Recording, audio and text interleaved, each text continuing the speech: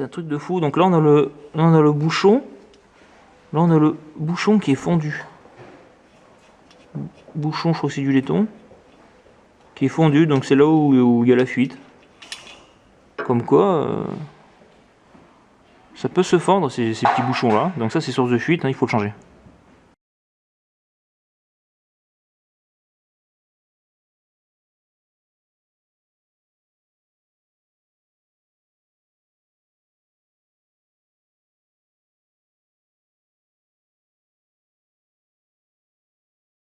Non, tu vois, là j'ai 0. Oui. J'ai 0, 0. Bon, j'ai pas de pression. Là, théoriquement, j'ai pas de pression. Et là, j'ai branché mes manos. Et donc, avant de partir, j'avais tout ramené à la bouteille. Donc là, je suis en canal intermédiaire de lecture. Je suis sur l'HP. Donc, théoriquement, je devrais pas avoir 0 sur l'HP. Oui, mais... Parce que le condenseur, regarde, le condenseur, il est ici. Qui est relié à la bouteille. Le verre là ? Non. Non, mais là, on s'en fout. Là, on est fermé. Ah oui, d'accord. C'est l'IPAS qui est fermé là. Bah, donc là je vais ouvrir la bouteille. Regarde, là j'ouvre, mais bon en principe là je suis sur l'HP, tu vois, là je devrais être en communication avec le condenseur et donc avec la bouteille. Et là quand j'ouvre, là on entend le... Ça fait rien. Ça fait rien? Là on entend le bruit. Ouais mais ça fait rien, il y a 0. Donc j'ai tout perdu alors. Hein? Donc l'installation elle est vide. Bah oui. J'ai perdu mes 1,2 kg de fluide. T'en as un en HP. 1 gramme. Une barre, je veux dire. Et en BP, il n'y a que dalle.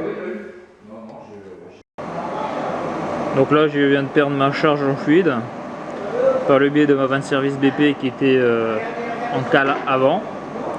Donc j'avais stocké mon fluide dans la bouteille et comme j'avais arrêté mon groupe pour 1 mois, j'avais mis en cette position là, mais j'avais oublié de fermer la vanne de service HP au niveau du carter de compresseur. Par contre j'avais fermé la vanne de service HP de la bouteille. Donc le fluide a circulé entre le clapet HP et BP, comme ils ne sont pas étanches. Et au niveau de la vanne de service, comme elle était, la vanne de service BP était en cale avant. Donc c'était le bouchon qui faisait l'étanchéité. Et le bouchon, on le voit là, il est fondu. Donc ça c'est une source de fuite. Ces petits bouchons en laiton, il faut les contrôler car voilà, ça peut se fendre. Donc à l'intérieur on le voit aussi, je sais pas si on le verra dans la vidéo.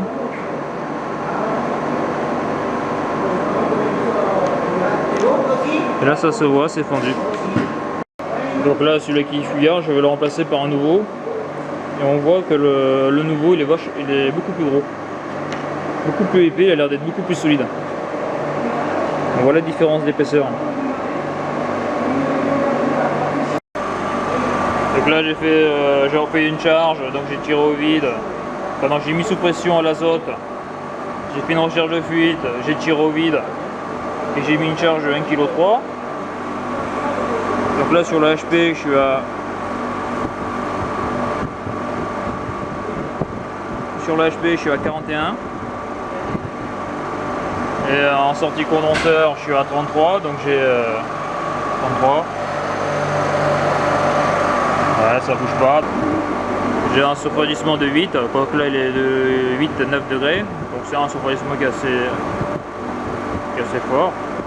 Et sur la BP, donc là je suis à 1 bar 8, je suis à moins 21. Donc là sur la machine j'ai un détendeur mop à moins 20, donc là c'est normal, je suis à moins 20. J'ai toujours pas atteint le point mop. Je vais regarder ma température au bulbe. Donc température au bulbe je suis à moins 2. Donc avec le mop c'est qu'à partir de moins 20 au bulbe qui commencera à faire sa vraie régulation. Là pour le moment il est toujours fermé entre guillemets. Et dans la chambre froide je suis à moins 3 degrés. Là mon voyant il bulle pas, pratiquement pas, il n'y a pas de bulle. Donc là c'est bien. C'est pas mal. Ah oui, j'ai oublié de dire, en ambiance il fait 28 degrés. Donc là je suis à 40 en condensation. Sortie condenseur je suis à 34, donc sur refroidissement de 6. Le voyant il bulle légèrement. Donc comme mon refroidissement est pas très fort, je vais rajouter un peu de fluide. Voilà, au niveau du détendeur, donc au niveau du bulbe, donc sortie évapo, je suis à moins 20, donc j'ai un mop à moins 20, et au niveau de la pression, donc ma température de fin d'évaporation serait là actuellement à moins 26. Moins 26. Donc température fin d'évaporation moins 26. Au bulbe je suis à moins 20. Donc ça me ferait une surchauffe de 6. Donc là je suis à 1,31 kg. Je vais me rajouter 50 grammes, voir si ça change un petit peu.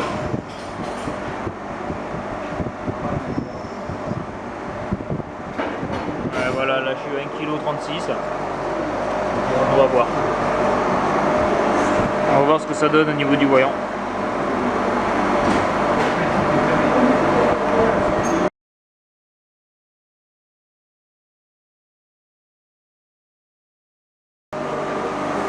Donc là j'ai fait ma charge de 1,36 kg. Donc bon, j'ai passé le point mauve, j'ai fait me relever de température. Donc j'ai une température air entrée condenseur de 30 degrés. J'ai une température air sortie condenseur de 34 degrés. Donc j'ai un delta de 4 Kelvin sur l'air. J'ai une température de condensation de 40 degrés. TK 40 degrés. C'est assez. J'ai une température sortie condenseur de 34 degrés. Donc ça me fait un surrefroidissement de 6 Kelvin. Donc le surrefroidissement normal c'est compris entre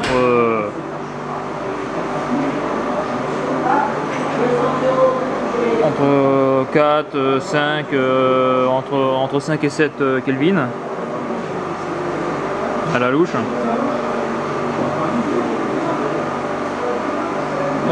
Température air entrée évapo, donc là je suis à moins 18 degrés dans la chambre froide. Température d'évaporation moins 28. Température sortie évapo, non, température sortie évapo, donc c'est-à-dire la température au bulbe moins 22. Donc ça me fait une surchauffe de 6 Kelvin. Donc là quand je lis ma température d'évaporation, c'est ma température de fin d'évaporation quand j'ai un détendeur, quand j'ai un évaporateur avec perte de charge. Voilà, température au refoulement, donc sortie compresseur 78 degrés, température aspiration 16 degrés. Donc ça me fait une surchauffe totale de 38 Kelvin. Et la surchauffe 38 Kelvin aussi. 38 Kelvin.